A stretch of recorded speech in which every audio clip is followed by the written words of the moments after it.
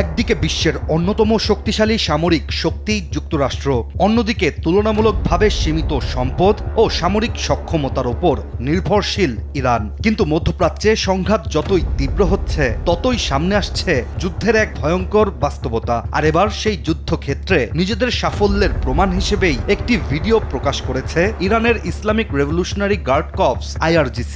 ভিডিওটিতে যুদ্ধে যুক্তরাষ্ট্রের ভূপাতিত করা শত শত ড্রোন ও ধ্বংস হওয়া বিভিন্ন সামরিক সরঞ্জাম প্রদর্শন করা হয়েছে। ইরানের প্রকাশিত এই ভিডিও ঘিরে ইতোমধ্যেই আন্তর্জাতিক অঙ্গনে তৈরি হয়েছে ব্যাপক আলোচনা। যুক্তরাষ্ট্রের MQ-9 রিপার কোনো সাধারণ নজরদারি ড্রোন নয়। এটি দীর্ঘ সময় আকাশে থেকে গোয়েন্দা তথ্য সংগ্রহ, লক্ষ্য শনাক্ত ও প্রয়োজন হলে নির্ভুল হামলা চালাতে সক্ষম একটি বিশেষ ড্রোন। উন্নত সেন্সর, অস্ত্র ও অন্যান্য সরঞ্জামের উপর নির্ভর করে যুক্তরাষ্ট্রের এই ড্রোনটির আনুমানিক মূল্য প্রায় 30 থেকে 50 মিলিয়ন মার্কিন ডলার। আর ইরানের দাবি, এবারের যুদ্ধে দেশটি এখন পর্যন্ত 45টিরও বেশি মার্কিন এই ড্রোন ভূপাতিত করেছে। ইরানের দাবি অনুযায়ী বসুন্ধরা টিস্যু অশুদ্ধতার বিরুদ্ধে এক বিন্দুও ছাড় নয়। এই 45টি ড্রোন ভূপাতিতের ফলেই যুক্তরাষ্ট্রের সম্ভাব্য আর্থিক ক্ষতি প্রায় 1.35 বিলিয়ন ডলারেরও বেশি। এছাড়াও এর সঙ্গে যুক্ত আছে প্রশিক্ষণ, অস্ত্র, রক্ষণাবেক্ষণ, অপারেশন এবং প্রতিস্থাপনের খরচও।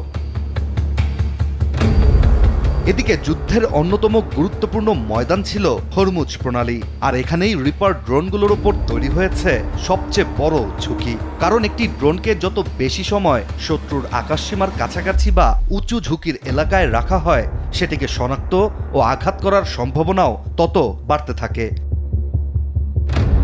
এখানেই মধ্যপ্রাচ্যের যুদ্ধের আরও একটি বড় কৌশলগত শিক্ষা সামনে উঠে আসে, যেখানে অত্যাধুনিক অস্ত্র মানেই অপ্রতিরোধ্য অস্ত্র নয়। একটি প্ল্যাটফর্ম যতই দামি কিংবা প্রযুক্তিগতভাবে উন্নত হোক, সেটিকে বারবার এমন পরিবেশে পাঠানো হয় যেখানে প্রতিপক্ষ এটির গতিপথ, যোগাযোগ ব্যবস্থা কিংবা অপারেশনাল দুর্বলতা কাজে লাগাতে পারে, তা ক্ষয়ক্ষতির ঝুঁকিও দ্রুত বাড়াতে পারে। এখন ইরানের নতুন প্রদর্শনীতে যুদ্ধের ধ্বংসাবশেষ সামনে আনা হচ্ছে। IRGCর প্রকাশিত ফুটেজে মার্কিন ও ইসরায়েলি বিভিন্ন উড়োজাহাজ এবং ড্রোনের ধ্বংসাবশেষ দেখানো হয়েছে বলেই দাবি ইরানের।